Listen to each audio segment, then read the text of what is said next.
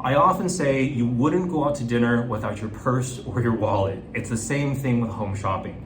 You shouldn't go home shopping without a pre-approval. So please, before you get out there, make sure you get pre-approved or assemble all your cash in one place for an all-cash offer, okay? Now, the 2 points on pre-approvals and the financing plan that I do want to mention here is number one, closing costs. Be aware that in addition to your down payment, you are likely going to need another 1% to 3% cash to close on the transaction.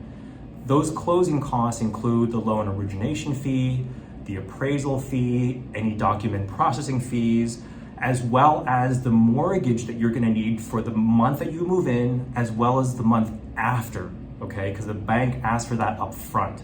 So just be aware of that on closing costs, 1% to 3%.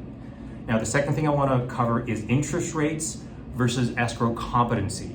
A lot of people are out there rate shopping, okay? But let's talk about interest rates versus escrow competency, because not all lenders are the same. Not all banks are the same. Let's talk about banks, the large ones.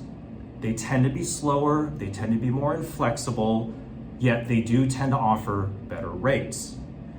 On the mortgage broker side, remember, these folks, all they do is loans, okay? They don't do car loans or savings or checkings like the big banks do. So therefore, mortgage bankers tend to be more flexible and faster. And generally in the escrow process, in my experience, they've been more responsive and I feel more comfortable with them. In general though, their rates could be slightly higher than the banks, but also keep in mind that once you close escrow, you can always refinance, okay? So those are the main points I wanted to cover for financing or getting your financial plan together.